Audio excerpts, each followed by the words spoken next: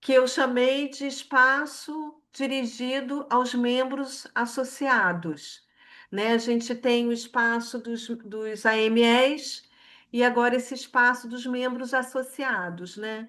E assim, só queria marcar assim, eu achei que seria importante essa configuração, né? Assim, os membros associados, eles então apresentam questões que interessa, né? Assim, então, porque eu acho que assim, diferente do AME, né, que a gente elegeu um seminário para estar trabalhando, eu acho que no caso dos membros associados que estão começando o seu percurso na escola e na psicanálise, eu acho que seria importante que cada um deles pudesse insistir nas suas questões, né? E a Mariana trouxe aí essa questão sobre violência doméstica, sobre feminicídio, e aí eu acho que a gente, né, está aqui para trabalhar e poder contribuir para essa pesquisa dela, para esse objeto de estudo, né? Falando assim.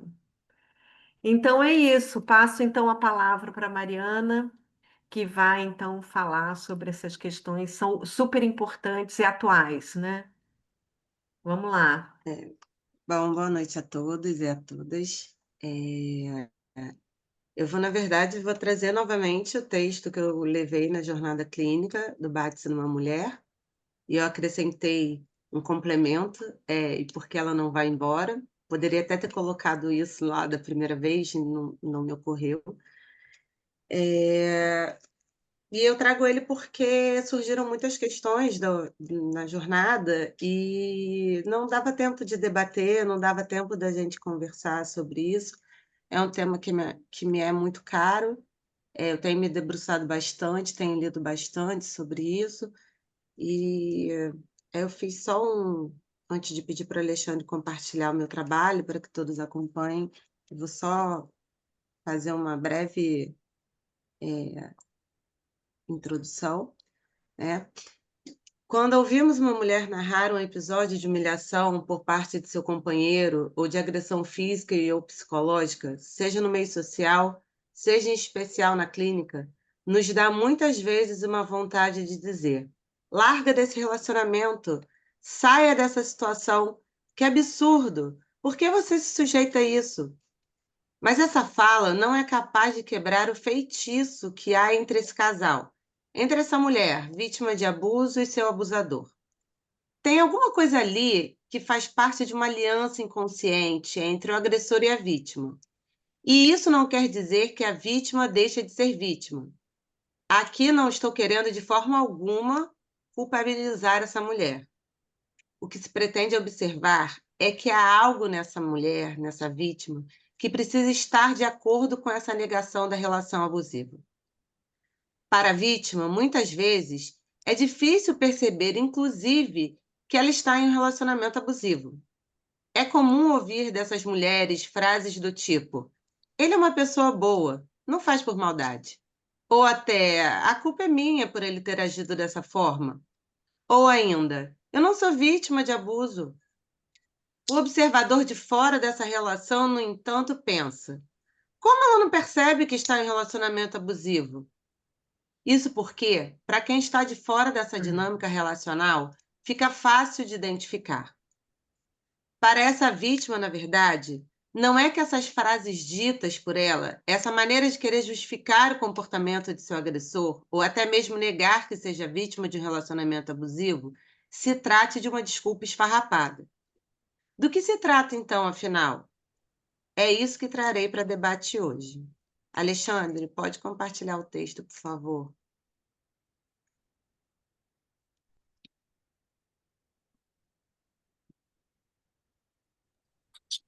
Mariana, você falou dois textos. Você se incomodaria de falar depois dos autores?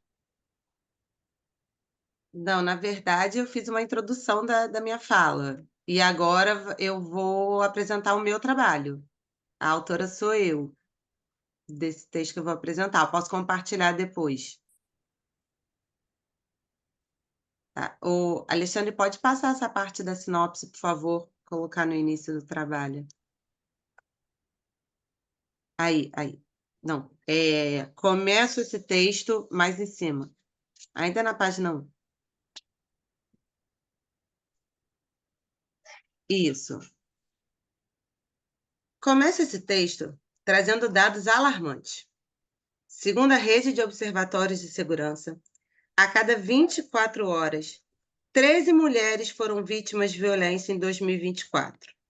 Levando-se em conta somente os 9 estados brasileiros que são monitorados pela rede, o que significa que 4.181 casos de violência contra as mulheres foram registrados durante o ano passado. Os dados verificados apontam que, dentre o número de vítimas, 531 sofreram feminicídio, sendo que em 70% dos casos, estes foram cometidos por companheiros ou ex-companheiros. Vale ressaltar que apenas 9 estados brasileiros são monitorados, quais sejam Amazonas, Bahia, Ceará, Maranhão, Pará, Piauí, Pernambuco, Rio de Janeiro e São Paulo. Comparando os dados coletados entre os anos de 2023 e 2024, somente a Bahia apresentou uma redução no número de registros de casos de violência contra a mulher. E o Amazonas ainda não fazia parte do monitoramento no ano de 2023. Isso denota que, mesmo com um grande avanço no que toca à proteção dos direitos das mulheres de desempenharem papel de cidadãos na sociedade, o aumento da violência de gênero se mostra evidente. As mulheres vêm de um grande percurso de luta, resistência, conquista e transformação, a fim de desafiar estruturas históricas profundamente enraizadas. Ao longo dos séculos, foram silenciadas, privadas de escolhas, limitadas aos papéis impostos pela sociedade machista, colocadas sempre como seres inferiores. Do direito ao voto, à liberdade de expressão e autonomia sobre o próprio corpo, as mulheres estão a reivindicar espaços antes negados, ocupando cada vez mais posições de destaque, seja no campo social, político e do trabalho. Diante do reconhecimento da importância das mulheres e da necessidade de lhes conceder maior proteção frente ao machismo que ainda impera na sociedade, fazendo-as vítimas das maiores atrocidades, veio o advento de legislações específicas, como a Lei Maria da Penha, e a inclusão do feminicídio como circunstância qualificadora do crime de homicídio, incluindo no rol de crimes hediondos. Ainda assim, o que se vê é que, não obstante as conquistas significativas no campo dos direitos e proteções das mulheres, a persistência e até o aumento dos casos de violência no âmbito das relações íntimas persiste como um dado espantoso. O Estado se aperfeiçoa em sua função de punir e proteger, criando políticas públicas e endurecendo a legislação. Mas o laço violento, contraditoriamente, resiste. Como compreender, então, o porquê de tantas mulheres permanecerem em relações amorosas sabidamente abusivas, mesmo quando dispõem de recursos institucionais, sociais e afetivos para sair delas? Para o senso comum, a causa circula entre a dependência financeira, emocional e simbólica. Só um minutinho, é porque eu recebi uma ligação, me perdi na tua fala. Qual parágrafo que você tá? Porque eu acho que eu não estou passando mesmo. Tá, eu estou na página 2. Dois. Tá. Estou na página 2.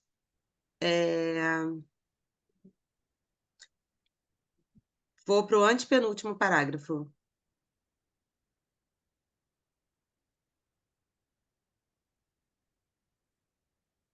Tá com uma tarja preta, Alexandre, no...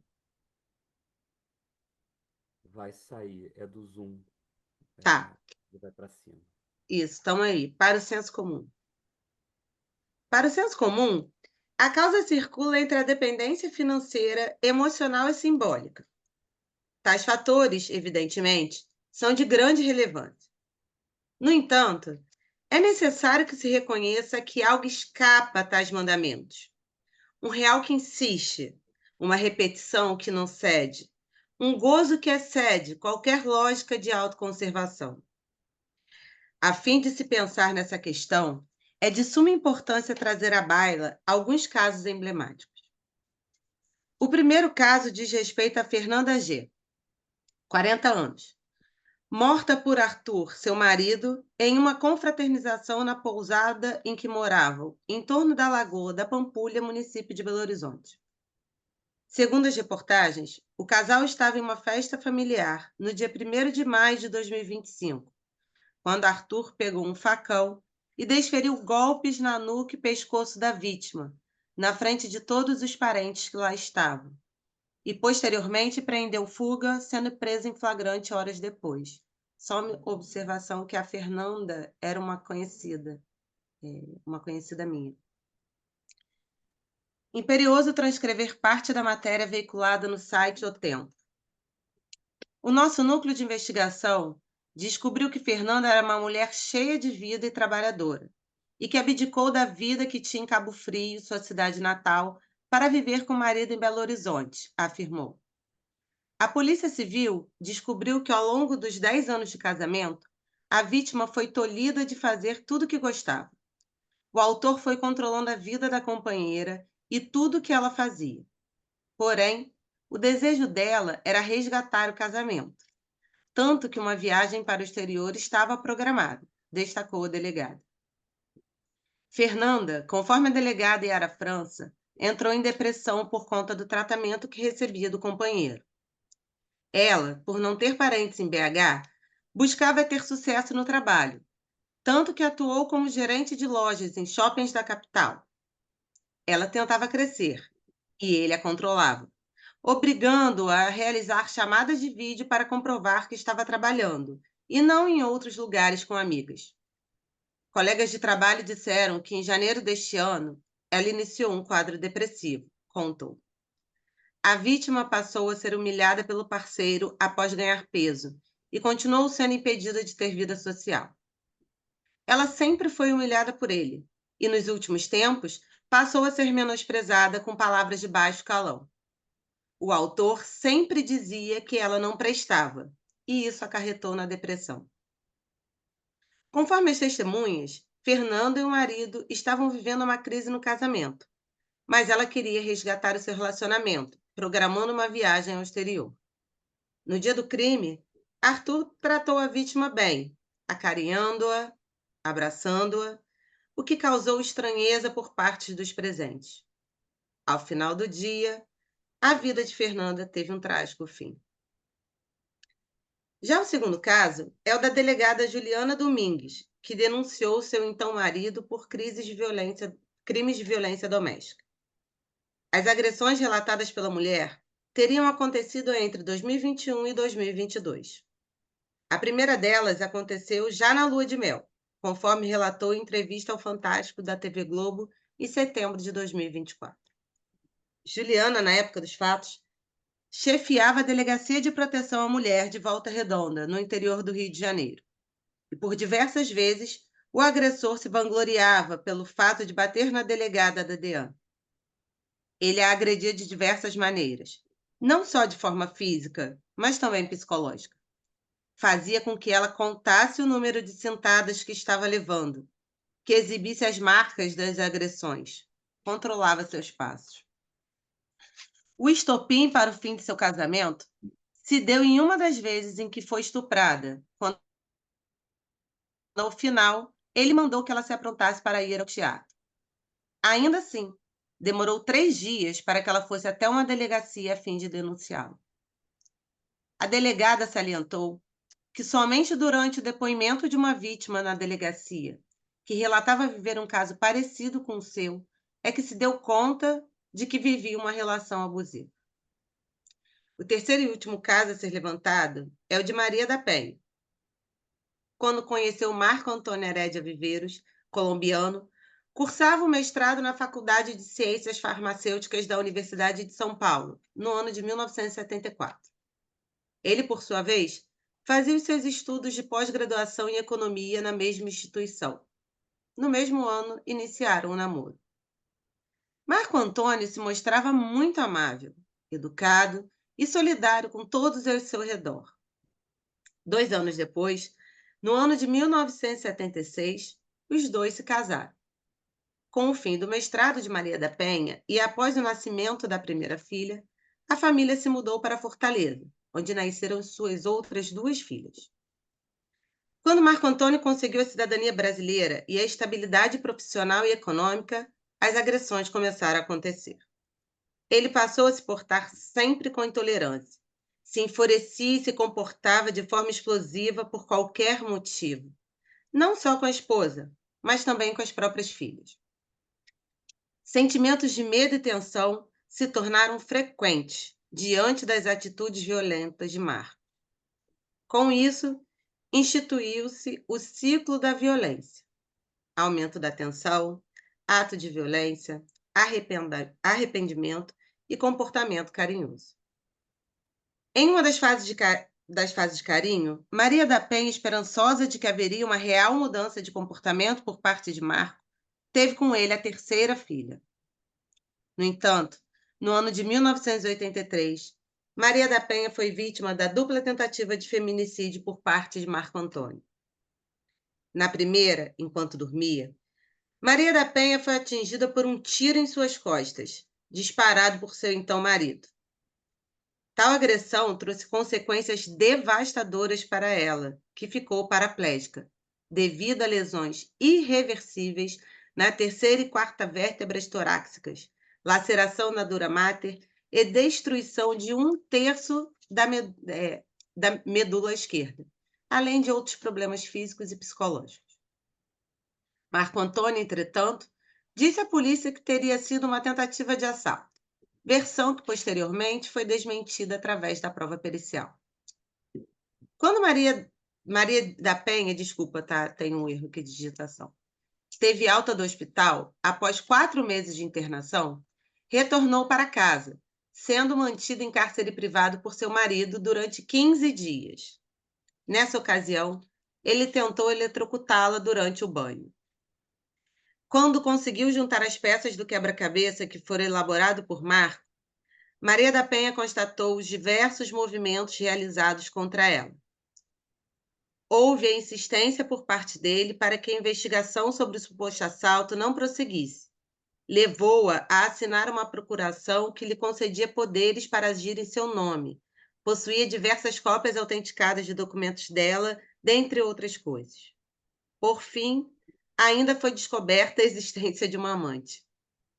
Com auxílio da família e de amigos, Maria da Penha conseguiu, enfim, dar um basta nessa relação. Posteriormente, após Maria da Penha travar uma longa e exaustiva batalha, o governo federal, como uma forma de reconhecer sua luta contra as violações dos direitos humanos das mulheres, batizou a Lei 11.340 de 2006 com seu nome. No primeiro caso, infelizmente, a vítima veio a óbito, sem nenhuma chance de defesa. No segundo, a vítima conseguiu cair em si e sair da situação. Já no último, foram deixadas graves sequelas na vida da mulher. E o que esses casos têm em comum, em que pese terem resultados tão diferentes? Analisando toda a narrativa, verifica-se que possivelmente todas elas acreditavam na mudança de seus parceiros amorosos. Ademais, tiveram grande dificuldade de perceber que estavam em relacionamentos destrutivos e abusivos. E, em consequência, permaneceram nessas relações durante muito tempo, permitindo-se serem agredidas de todas as formas, físicas, morais e psicológicas. Se, como dito anteriormente, as mulheres são ocupantes de posição cada vez mais respeitadas na sociedade como um todo, possuindo cada vez mais a proteção do Estado, que em suas defesas cria políticas públicas e recrudesce as leis em busca de maior punição aos agressores, haveria então algo na dinâmica psíquica capaz de dar causa a essa inércia da mulher, que ao ser espancada, permanece nessa posição, se sujeitando a recorrentes formas de humilhações por parte de seus companheiros amorosos?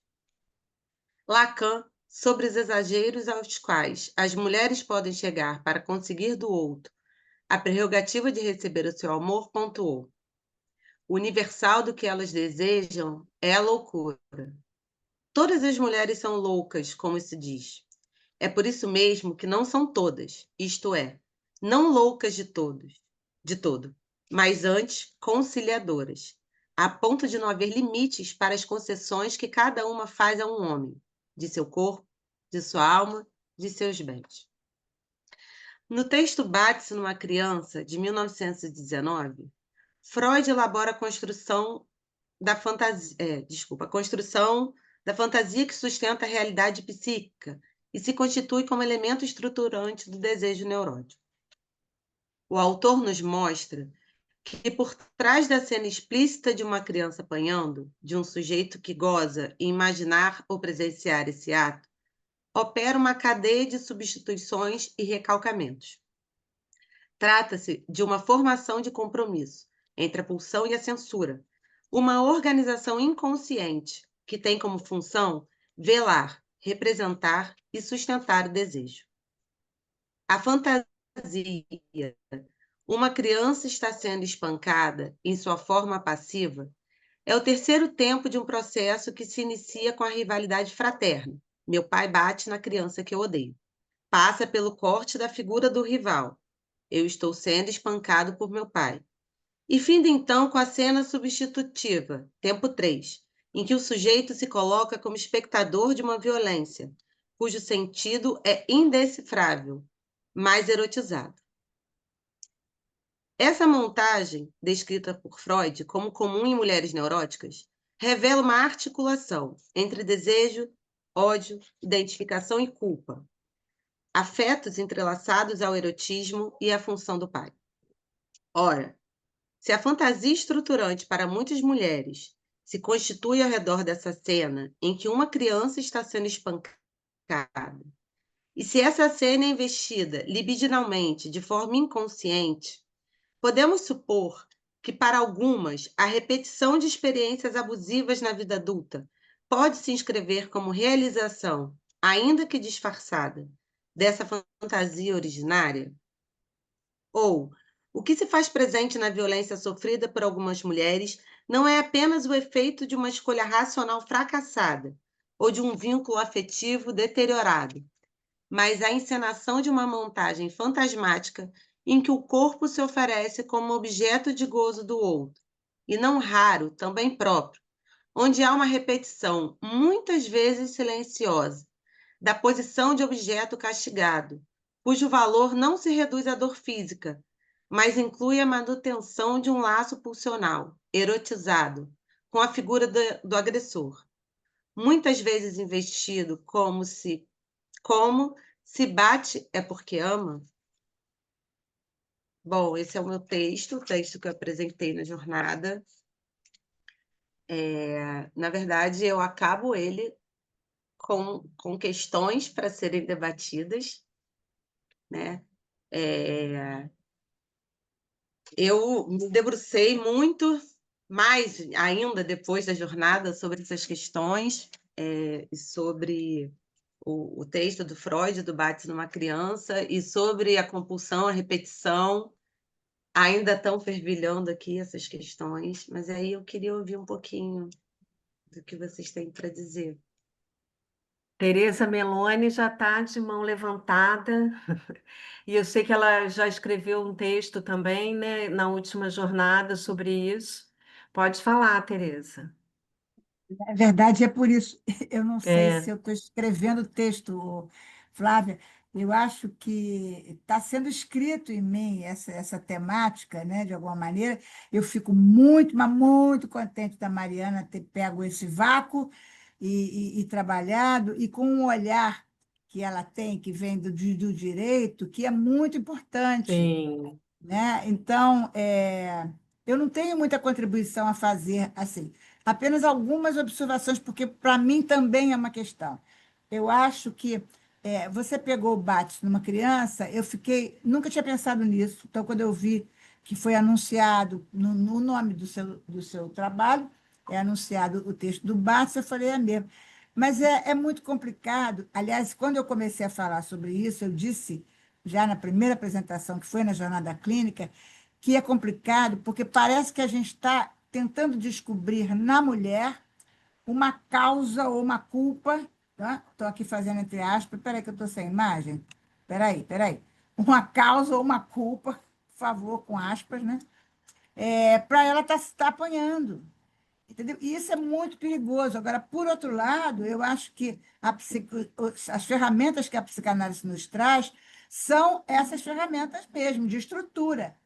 Não é que seja causa. Ou, hoje, por exemplo, eu vou trazer isso, um recorte, uma cliente me dizia assim, todos nós carregamos uma criança dentro de nós.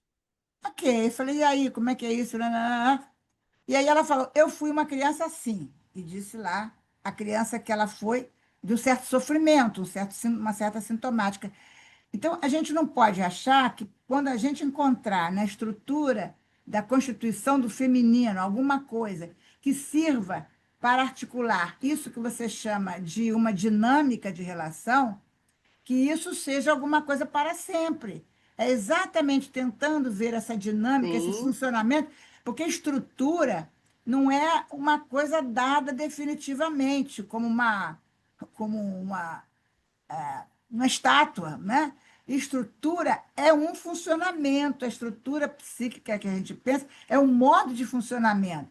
Então, a gente pode encontrar, assim, na estrutura da constituição do feminino, alguma coisa que nos diga sobre a possibilidade de um outro funcionamento com a mesma estrutura.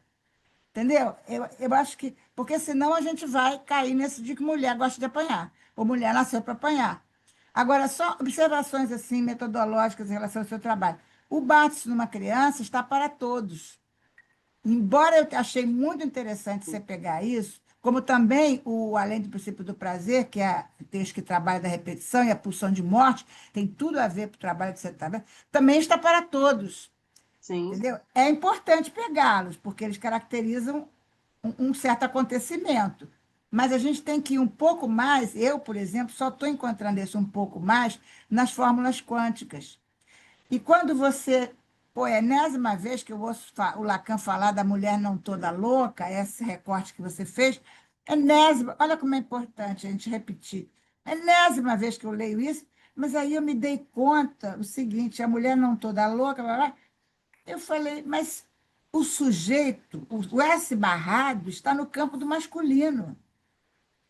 Então, quando Lacan diz elas são não todas loucas, é, a mulher não consegue, no campo do feminino, se constituir como sujeito barrado.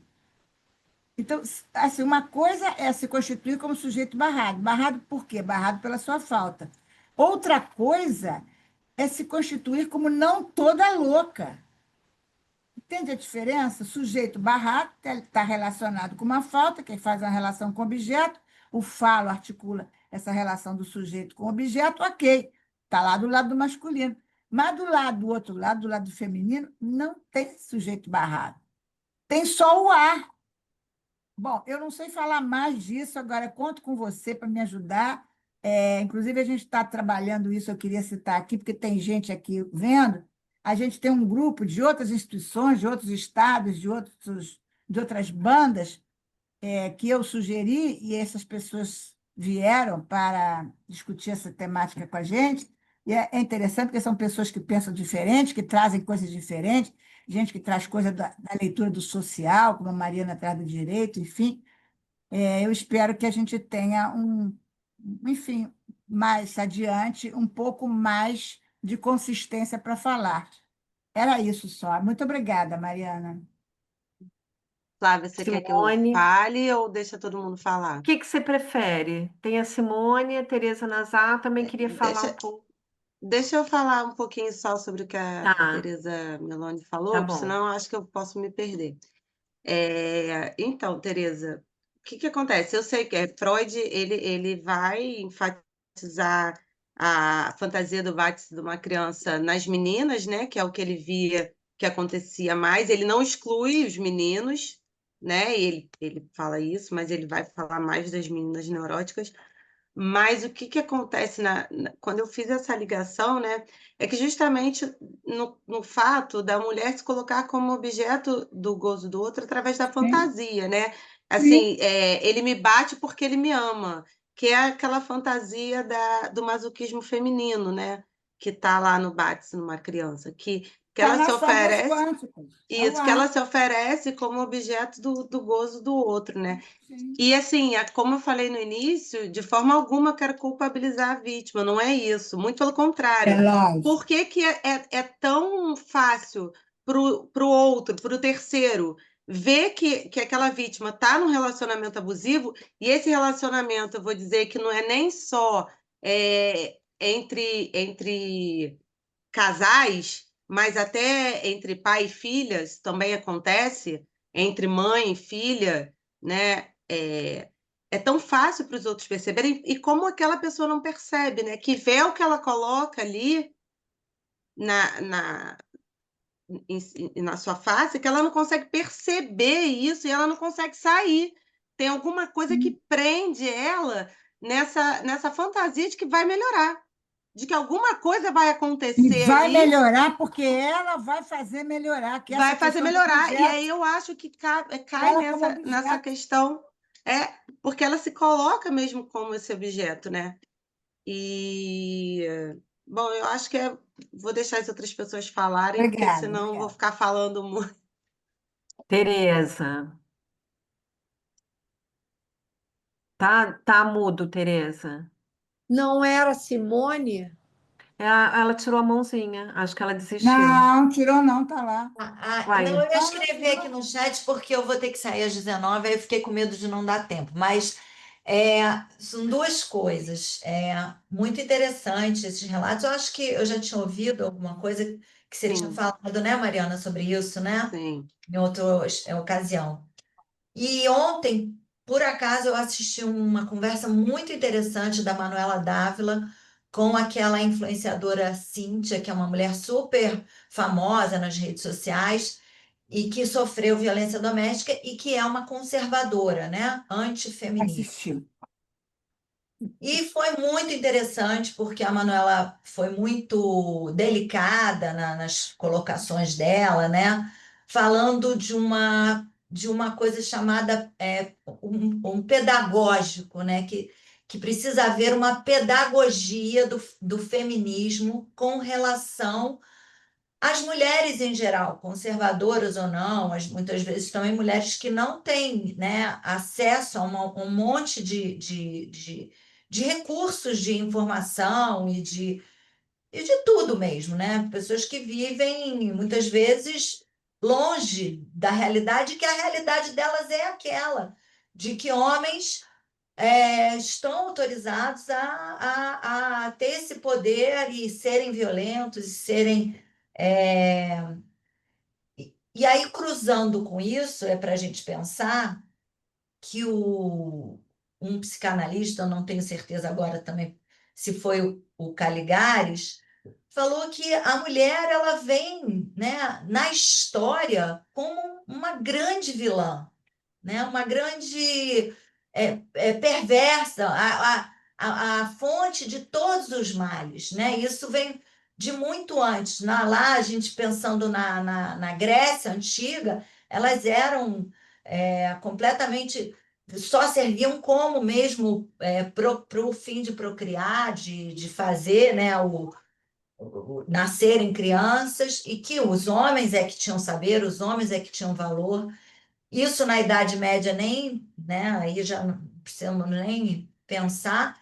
E assim foi ao longo da história, né? E eu acho que assim, quando começa esse movimento da mulher se inserir, né, no social, né, como realmente um sujeito, começa uma resistência que vai desde de uma simples exclusão, um ghost, como é que é, gaslighting, até o feminicídio, né? São as várias gradações de resistência que o patriarcado encontra, né, para silenciar as mulheres. Era isso que eu queria colocar, assim, como para a gente, né, pensar que a coisa às vezes ultrapassa muito mais, né? O coisa só desse lugarzinho da relação afetiva, do casal. Mariana, vamos fazer de dois em dois. Tá Agora bom, a Tereza Nazar fala e depois você tá fala, bem, comenta, tá tá? bem, tá bem. Então, primeiro, obrigada, Mariana, pelo seu texto, super interessante. Bacana da gente ver alguém que está começando, né, na análise, fazer as articulações que você fez. Muito, muito interessante. Mas eu queria, assim, trazer uma observação que eu acho que é importante, que ela se coloca aqui, porque quando a gente pensa no, nessa questão do, do feminicídio, da agressão contra a mulher, a gente, retomando, inclusive, o Seminário 20, que é o seminário que nós estamos trabalhando, né, os AMEs, o Lacan vai dizer que a mulher, justamente, ela é sintoma para o homem. E ao lado disso, isso já não é qualquer coisa. O que significa dizer que ela é sintoma para o homem? É que ela justamente faz signo, né, para o homem. Ela, de alguma maneira, coloca para o homem a questão da falta. Esse é o ponto. E isso está desde a Constituição subjetiva, né? Ela apresenta a falta.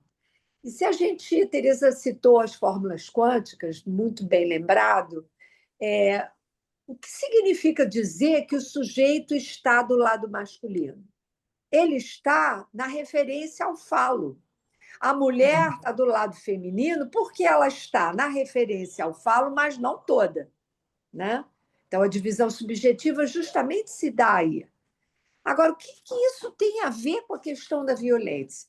Me parece, assim, refletindo, me parece que o que faz questão para a mulher é porque, de alguma maneira, o homem, né, é portador de alguma coisa. Ih, tá terminando aqui a minha energia.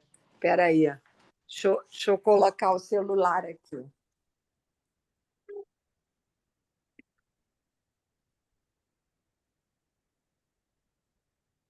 Vocês estão me ouvindo? Sim, Então, o homem, ele porta imaginariamente o falo. Então, talvez essa falha que a mulher apresente corporalmente seja tão enigmática para ela quanto para o homem. Como é a diferença de que ela, frente a essa ausência que ela porta fisicamente, ela se coloque nessa posição que o Freud percebeu muito bem, que ele chamou de posição masoquista. O masoquismo feminino tem a ver exatamente com isso. uhum, É essa falha corporal que ela apresenta que lhe faz questão e que também se relaciona, por um lado, ela percebe, né, que ela está em falta, e, por outro, ela não recebeu da mãe, né, essa designação do que é uma mulher, porque a mãe também não sabia. Então, aí e tem toda a questão da devastação em jogo aí. Então, a gente tem uma dupla questão. A questão da devastação, porque ela não recebe justamente alguma coisa que lhe garanta na sua posição feminina, e ao lado disso, aquele que ela supôs que poderia lhe dar o que lhe falta, né, é aquele que não consegue, né, como outra possibilidade, designá-la no lugar daquela que precisa apanhar para estar do lado dele. É como se ele, de alguma maneira, o homem, de alguma maneira, dissesse: olha, é porque essa história assim, ela gosta de apanhar. Não, é porque ela está submetida, né, a um engodo de um amor que passa por essa batida, que tem a ver com o que você falou, né? O meu pai me bate. o meu pai me reconhece nesse lugar. Então, há aí, me parece, um deslocamento, um deslizamento metonímico da figura do pai, que reconhece por amor, né? Batendo. Então, esse homem, de alguma maneira, me dá um lugar porque eu mesma não sei qual é o lugar que me cabe. Bom, são muitas questões que eu acho que a gente precisa mesmo discutir. Eu queria só trazer essas observações. Não, foi ótimo, Tereza. Essa sua última frase foi assim maravilhosa, né? Que o homem, como é que foi? O homem dá o lugar à mulher que ela mesma não sabe E ela mesma não sabe qual é o seu qual lugar. é. Ela Sim, não é reconhece, porque isso. ela não recebeu a insígnia, né, da feminilidade, Aham. não lhe foi transmitida.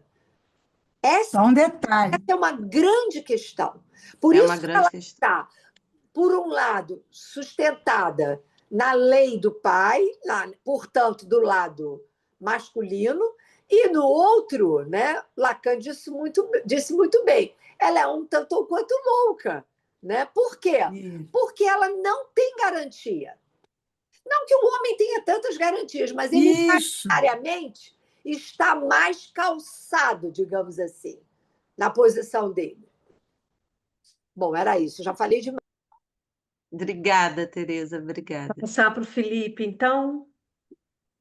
Felipe. Felipe? Não tá. Saiu. É. Tô aqui, Tá. cheguei, voltei aqui. Quase, hein? Quase. Quase, quase. Então, sobre isso, a gente conversou sobre isso, né, Tereza Meloni, até para o trabalho da Convergência, e a gente falou disso, do porquê que muitas mulheres voltam, né, e a gente chegou a uma elaboração em que o dar-se conta da violência, o inserir essa violência no corpo discursivo é tão violento quanto o próprio trauma, quanto a própria violência, né? Então, a gente traz isso a nível do pulsional, e foi interessante que a Teresa Nazar falou do engodo de um amor numa batida. E na hora que ela falou batida, eu pensei numa batida pulsional também, numa batida de tempo que marca. Então, e a gente conversou sobre isso no sentido de que, como é difícil para essas mulheres encontrarem um lugar onde elas possam elaborar e passar pela violência, que é incorporar a violência em seu discurso, para além de uma escuta que às vezes já vem com muita atribuição de valor e que às vezes acaba fazendo com que essas mulheres se afastem, não permaneçam ali elaborando. Justamente por isso, dar-se conta da violência, trazer isso para o discurso de corpo, a gente até falou do acontecimento de corpo, da incorporação disso, né, enfim, entre o corpo real, o corpo orgânico, funcional e o corpo discursivo, isso é tão violento quanto a violência.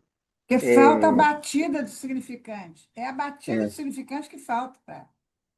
Porque ela está no engodo desse amor mesmo. E o último comentário, sobre o bate numa criança, uma das coisas que eu acho mais importantes nesse texto, Mariana, que aí diz disso que a gente está, que eu acabei de falar, talvez, é que no bate numa criança, o Freud traz isso muito também para mostrar de um tempo em que não há diferença entre o eu e o outro.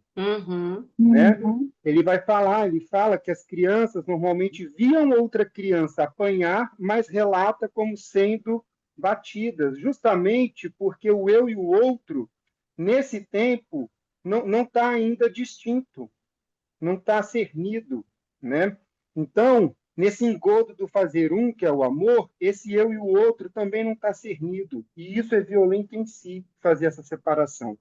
Enfim, era isso. Maravilha, Obrigado. maravilha. Obrigada, eu que agradeço pelos comentários. Então, Mariana, agora é minha vez.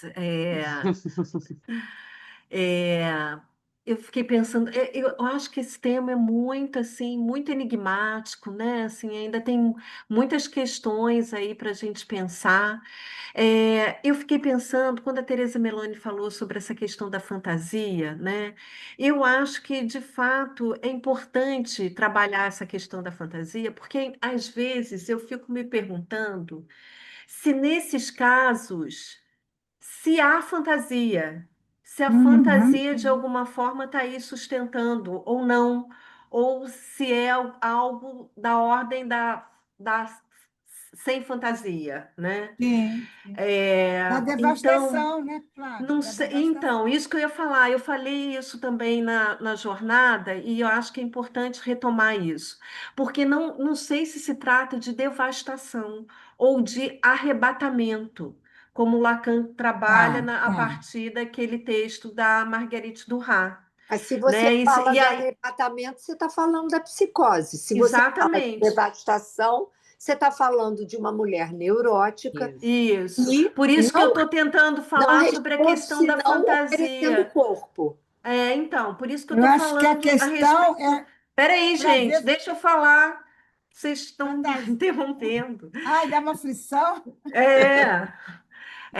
A questão, então, é essa, né? Assim, por isso que eu acho que a questão trabalhar a fantasia aí é fundamental para a gente poder pensar, né? Assim, se trata mesmo de uma. Porque eu acho que tem uma diferença, assim, assim, uma brincadeira, né? Uma coisa é você pensar, um tapinha não dói. Outra coisa é você ser espancada, né? Assim, então eu acho que tem uma diferença aí, né? E essa questão assim do arrebatamento, porque quando você traz, né, Mariana, essa coisa assim de uma certa, assim, às vezes é uma falta de noção, né? O sujeito não vê, ele não fica indignado, não fica revoltada, né? Então, por isso que eu penso também nessa história do arrebatamento. E aí, né, assim, justificaria pensar nessa falta de, a Teresa tem razão, que se trata aí de uma psicose e uma falta de fantasia, no caso, né? Eu fico Mas pensando até se não se trata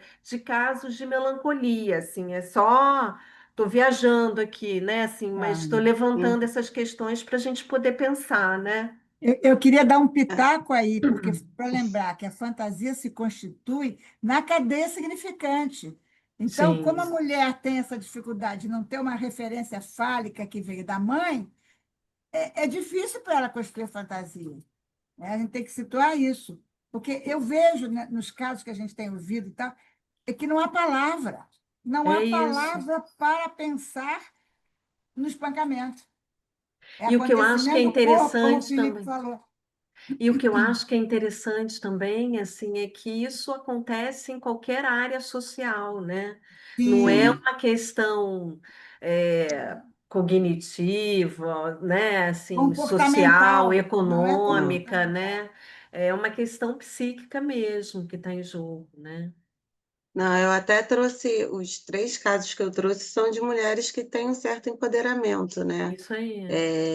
Mulheres que, de certa forma, para a sociedade são mulheres é, são bem-sucedidas em suas carreiras, enfim, em outras áreas. Antes Aí da se palavra. pergunta, né, quando você fala isso, né? Será que esses sujeitos estão na ordem fálica, né? Quando você fala de empoderamento, e aí, enfim, é Ou uma se ela questão, ou se elas se colocam já nessa posição, né, de, de, de possuir o falo, de certa forma. Isso mas aí na já estão, fantasia, né, mas aí já se para a trata de uma sociedade. neurose, né? Sim, sim. Provavelmente tem sempre Uma um, que máscara. não seja uma melancólica, de fato, tem sempre um traço melancólico, porque o Sim, sujeito, sim. né, tem uma fragilidade aí na sua referência fálica que não, Isso. não permite que esse sujeito, né, haja, porque ele não age, é o outro que age sobre ele, Sim. Sim. né?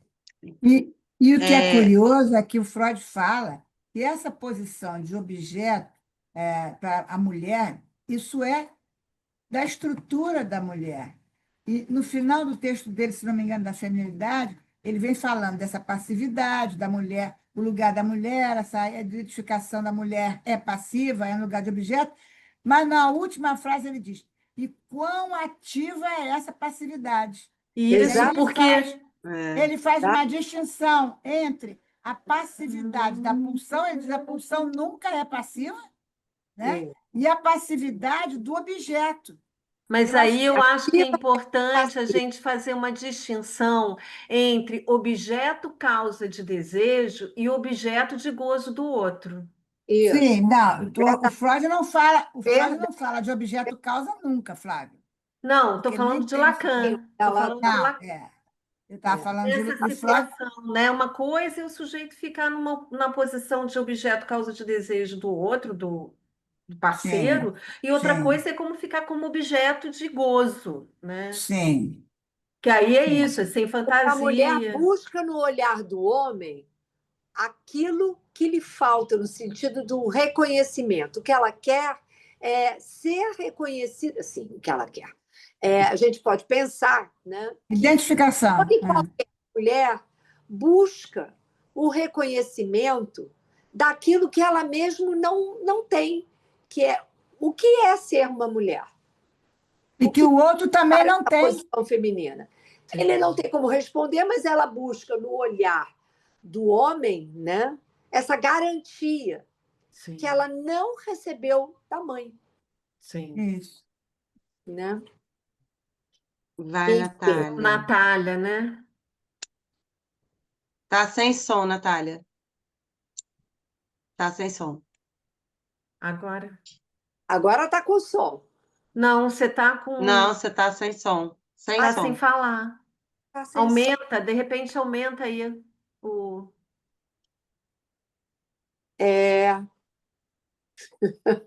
Tirou os fones. Não, Não. não Não, estamos te ouvindo. não. Não. Aí dá uma aflição isso, meu Deus do céu. Não Não. dá para Sem som. aumentar, não, o som, Não Natália. dá para ir para o problema. celular. Porque o microfone está funcionando, mas não tem. Não. Não está saindo. Entra no outro equipamento, Natália. Eu tenho vontade de quebrar o computador. Escreve, então. Nada. Não. Nada. Escreve no chat. Bota no chat. Escreve no chat ou sai e volta. Alguém falou aqui, o Alexandre. Sai e volta é uma boa Sai e saída. volta. Enquanto isso, eu vou Desligou. falando Isso. que eu tenho uma paciente, né, que na verdade ela sofre abusos do pai, né, a relação dela abusiva é com o pai, ela é adulta já, tem filho, já saiu de casa, voltou, e até hoje ela sofre agressões do pai, né? Hoje não mais físicas, porque como ela é adulta, aí eu já não, enfim, não tenho mais agressões físicas, mas agressões severas, e ele persegue ela, enfim. E ela não conseguia entender, compreender que, assim, isso não é sobre ela. Na cabeça dela, e eu acho que isso, apesar de a gente estar falando da relação dela com o pai, mas eu acho que isso se coloca na relação da mulher com o namorado, com o marido, que ela se sentia culpada. Não, mas eu passei a minha vida inteira, eu era agredida quando criança, ele tentou matá-la, enfim, enforcou em um determinado momento, e ela diz, não, passei a minha vida inteira tentando entender qual era a minha culpa. O que eu fiz para merecer aquilo? Porque, na verdade, ela se sentia culpada de estar sofrendo aquele abuso. E agora, gente? Agora sim. Deixa eu só concluir rapidinho o que eu estou falando. E aí, na verdade, ela hoje está numa posição que ela está na casa desse pai abusador, com condições financeiras de sair, e agora que, conforme a análise está avançando, que ela está tomando essa consciência que ela tem que sair dali, né? Ela Ela não precisa mais daquilo. Porque até então ela se achava responsável por aquele pai, hoje financeiramente, o pai alcoólatra, enfim, e ficava buscando cadê a culpa dela, Onde está a né? falta dela, o Onde nome da tá? falta dela. Exatamente. Isso Estava Falta. a brincadeira toda. né? Vai, Natália. Gente, eu estava aqui escutando vocês, e aí eu estava lembrando da história do goleiro Bruno, que deu a moça para os cachorros comer. E aí eu pensei assim, caraca, esse é o selo assim que mostra que o Estado não protege a mulher, né? O cara já está solto, voltou a ser goleiro, as coisas estão acontecendo, ela morreu, né? Então, me parece, porque foi falado aqui, que existe a fantasia da mulher melhorar o cara, né? De que ela vai tentar, ela fica na relação para tentar de alguma maneira. Só que eu acho que muitas ficam, talvez seja pelo medo, né? O medo de morrer, porque sabe que se sair, ou o medo do parceiro se matar, também tem isso, né? Então, me parece que esse fator do medo, ele é muito aprisionante, sabe? Para as mulheres, né, no geral. E mesmo que a gente fale assim, mas o Estado protege a mulher. Não é bem assim. A gente sabe que não é, né? Hoje, por exemplo, eu vi um vídeo de uma moça em Paris e o cara tentando estuprar ela no metrô. Então, assim, a mulher parece que não tem paz, né, nesse sentido. Então, essa é uma discussão, de fato, muito quente e que a gente não pode se deixar cair por as mulheres que não têm noção, então talvez seja psicose. Eu sei que isso está incluído nisso, mas me parece que o buraco é mais embaixo, entendeu? Tem algo de estrutural muito forte que está para além de uma, não sei se a palavra correta é essa, mas para além de uma escolha gozosa, sabe? É alguma coisa que é imposto, né? Que é colocada e que é isso, assim. Então, é isso. E o que eu estou falando vai na direção do que a Simone trouxe. Sim, sim. Porque a Simone citou a Dávila, né? E eu vi esse vídeo também, acho que eu vi esse vídeo hoje ou ontem.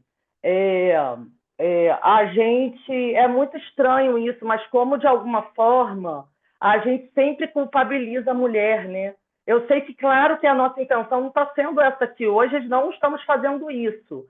Mas mesmo assim as falas se amarram, tem alguma coisa para o lado dela, né? E aí eu lembrei de uma fala do Lacan. Não é responsabilizar, que é diferente, né? Eu não ouvi, Flávia. É culpar não ou ouvi, é desculpa. responsabilizar? Tá me ouvindo? Pois é. Porque São coisas distintas, né? Assim, a gente tem que apostar sempre que tem uma escolha, né? Isso. Eu ia falar sobre isso. É esse ponto que eu estou trazendo. Será que há, nesse caso? Porque, gente, isso a gente vê isso o tempo inteiro sendo noticiado. O tempo inteiro. Por isso que eu trouxe a questão do medo, né? E eu acho que o medo é algo que paralisa mesmo. A pessoa não consegue fazer nada, né? Justamente esse medo, ele vem porque sabe-se que o Estado não protege a mulher, gente. A verdade é essa, né? Então, há medidas protetoras. Por que elas não vão embora? Há medidas protetoras? Será? Mas eu acho que proteger a mulher, se você tem uma política de proteção, você já está apontando que essa mulher não tem, falta alguma coisa. Por que não há política de proteção para os homens? Deixa eu só... O termo talvez melhor seja nem culpa, nem responsabilidade, implicação estrutural, mas não é cultural, é estrutural. O medo é só uma expressão cultural de algo que é estrutural. Sim. Só para falar, assim, existem as medidas protetivas, se elas são... se elas asseguram alguma proteção, aí já é uma outra discussão, né? O que eu trago aqui é que, assim, antigamente não havia nada. Hoje há alguma coisa, né? E ainda assim, há muita... as mulheres ficam ainda muito paralisadas, né? Tem algumas medidas até que estão vindo mais agora, de uma forma mais nova, que é o botão do pânico, onde a mulher, se o cara se aproximar, a mulher aperta o botão do pânico, aí é acionado lá a patrulhinha da Maria da Penha, que vai até o local.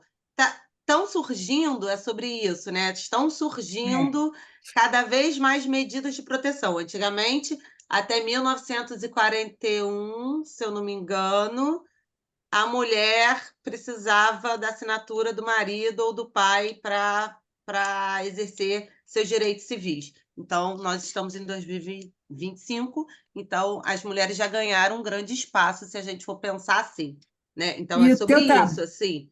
Ai, o oi, teu, oi. o teu trabalho, Mariana, traz, para além das medidas protetoras, aquelas que se recusam à medida protetora. Sim, Esse é o é sobre ponto. isso, aquelas que se Entendeu? recusam. Então, o medo Mas não é que a medida protetora não funcione. O medo é que a medida protetora funcione.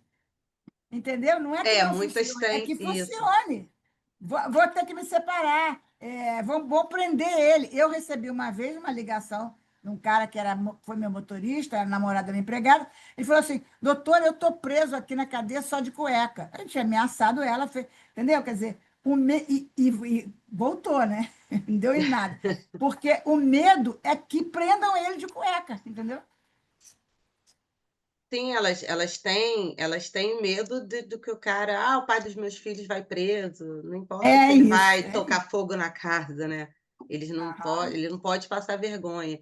Isso a gente está falando sobre, no modo geral, mas sobre isso que você falou, que aí você falou do medo, falou da questão da mulher, o que que. Agora eu me perdi a sua fala exatamente, mas é porque eu fiquei com uma frase da Maria Carolina de Jesus, no livro que ela fala Quarto de Despejo.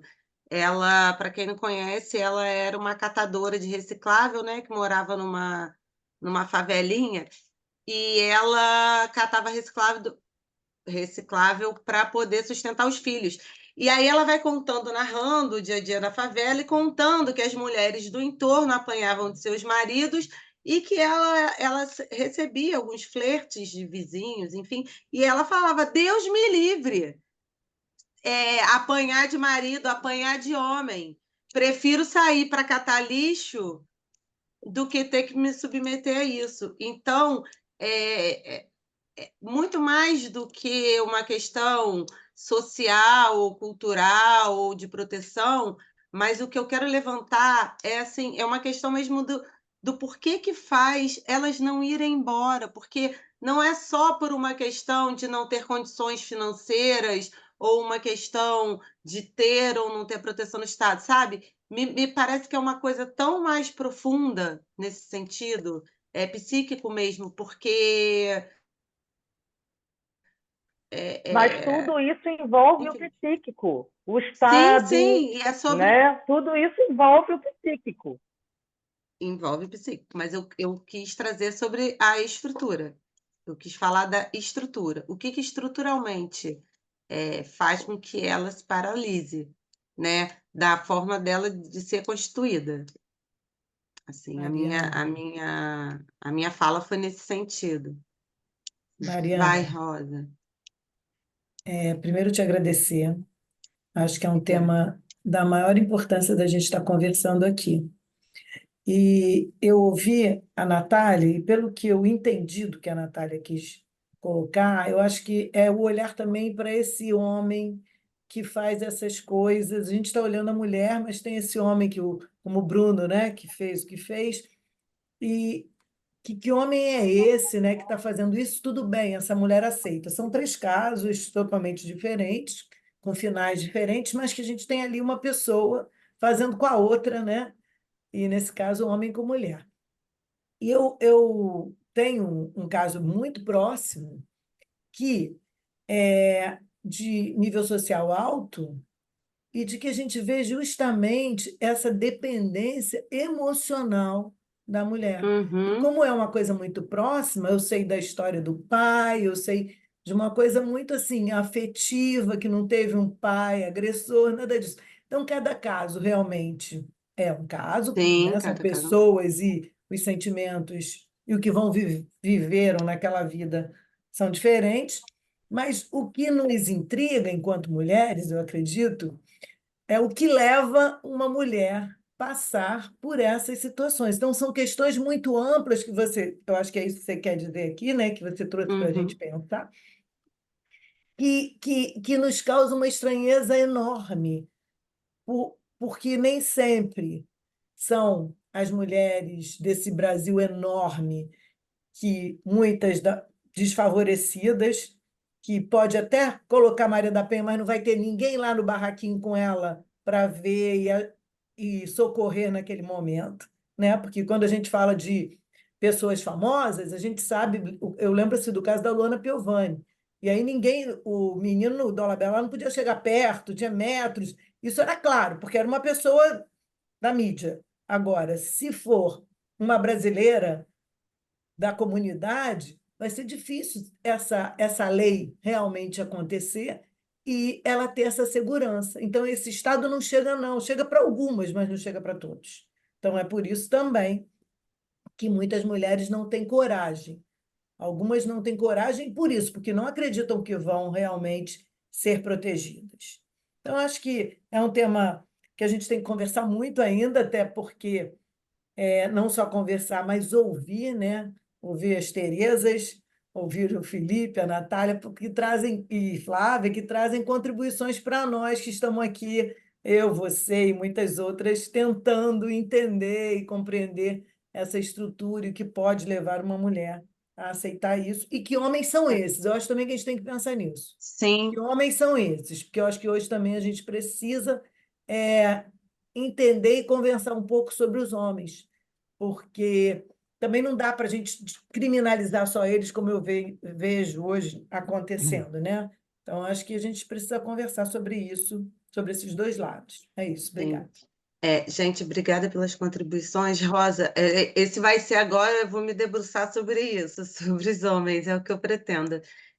Longe de mim querer chegar a uma conclusão, porque eu acho que não há conclusão, tá? Na verdade, aqui são questões levantadas a ser discutidas, né? Até porque na clínica o que a gente vai encontrar é que cada um vai trazer sua história, cada um vai trazer suas cicatrizes, suas marcas, e que cada caso a gente vai ter que tratar como um caso individual. Assim como na delegacia, assim como o juiz na hora que for julgar, o promotor na hora que for opinar. No caso, isso não vai ter uma regra, e toda regra também tem sua exceção, não é essa a questão, né?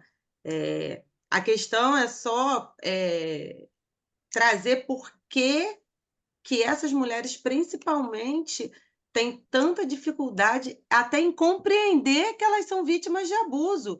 Não é só em sair dessas relações abusivas. E como eu trouxe o caso da minha paciente, a relação abusiva dela é em relação ao pai. Ela já tem um filho, ela já foi casada, ela já saiu e ela voltou e ela continua sofrendo abusos desse pai. E aí ela tem dificuldade de sair dessa relação abusiva com o pai, que não é nem com o homem, com o marido, enfim, o que que prende a ela isso, né? São questões a serem pensadas, e o que eu queria era isso, era trazer mesmo a debate. Vou continuar estudando, já sei que não vou ter uma conclusão, mas quero estudar, e cada caso Você vamos pode não concluir. ter conclusão, mas pode ter teses, Teses, isso, exatamente. possibilidades. Gente, ó, o É Marcelo isso. levantou aqui a mão, queria escutá-lo, e aí depois a gente encerra, tá? Tá ótimo. Aí a gente até passou do tempo. É. Boa noite. Boa Eu, noite, eu fiquei Marcelo. pensando nessa questão por exemplo, do por que não sair da relação, né? E fiquei pensando sobre um tipo de destituição fálica. Ou seja, você levar aquele homem para a justiça, você se separar dele, você, de alguma maneira, vamos dizer, colocar a questão da lei, né? Barrar ele de uma usando a lei, né? Traz um tipo de humilhação para esse homem, né? Um tipo o que eu tô pensando nessa humilhação como se fosse essa destituição. Então, eu fico pensando, essa mulher que de alguma maneira tem uma relação com esse homem, né? Talvez a dificuldade dela destituir ele de algo que ela, de alguma maneira, é, é, deu a ele, essa atribuição fálica, né? Então, seria. Porque aí não seria uma questão ligada vamos dizer, ao homem ali, né? Seria uma questão dela abrir mão daquilo dessa atribuição fálica que ela concedeu, que está ligada talvez à questão da fantasia e tudo mais, mas, quer dizer, pegar e barrar esse homem seria uma forma de destituir ele daquilo que ela, dentro da própria fantasia dela, é, atribuiu a ele. Ela Só isso. precisa Obrigado, hein? manter o homem nessa posição fálica, até para ela se sentir mulher de alguma forma também, né? Sim, seria algo nesse sentido, assim, né? Aham. Inclusive, a gente tem, eu e a Maria Tereza, a gente tem um grupo que a gente está conversando e essa questão da atribuição fálica e, né, vamos dizer, essa mulher que pode ser o falo, né, e pode ter o falo. E como que ela pega, ela vai, de alguma maneira, vai podendo lidar com essa questão, assim, por exemplo. A ideia de que uma mulher pode, para um homem, né, se tornar o falo, né? Então, aquele cara que olha para aquela mulher e fala assim: Você é tudo para mim. E essa mulher que banca esse cara e fala assim: Eu vou ser tudo para você. Eu sou, eu sou isso. Mas é uma posição impossível, né? E a ideia de que em algum momento essa mulher vai falhar nessa posição. E quando ela falhar, vamos dizer, esse conjunto, né? Essa dinâmica entre esse homem e essa mulher, né? Que tem alguma coisa aí que liga, né? Não sei que não deve ser todos os casos, mas a gente ficou pensando um pouco nessa dinâmica, onde tem um cara que olha para essa mulher, né? E coloca ela no lugar de falo, que talvez estaria ligada à questão materna e tudo mais, e essa mulher que de alguma maneira pega e banca isso, fala assim, não, eu vou ser isso. E aí o momento que ela pega e olha para o lado, né? Ou seja, quer dizer, uma posição impossível dela bancar, o momento que ela olha para o lado, esse cara, né? Vamos dizer, seria isso que de alguma maneira poderia gerar a questão da violência. Quer dizer, qualquer possibilidade de perda dessa história, dessas posições, seria um ensejo para um tipo de violência, né? Uma das faces, talvez, dessa violência. Mas pensando nessa questão dessa atribuição fálica ou da destituição e como que essas dinâmicas podem, para um Contribuir, tipo né, para de, essa questão. para um tipo de estrutura, né, psíquica, pode ser muito difícil para a pessoa poder, vamos dizer, lidar com qualquer tipo de movimento. Marcelo, É isso, sabe? Marcelo, obrigado pelo seu comentário. Desculpa te interromper, mas a gente já ultrapassou muito do tempo, tá? Ô, Flávia, deixa eu só agradecer todos os comentários do chat. Eu vou ler só umzinho aqui, uma frasezinha que Tá, o rapidinho. sábio falou, que ele disse assim: o medo da mudança pode ser pior do que o terror conhecido. E Legal. aí eu acho que a gente fecha com isso. Fecha bem. Então, gente, obrigada a todos. E olha, aos Muito obrigada. membros associados, quem mais quiser ocupar esse lugar, é só mandar uma mensagenzinha, tá? Estou aguardando por vocês, viu? Tchau. Tchau, gente. Até a próxima. Obrigada.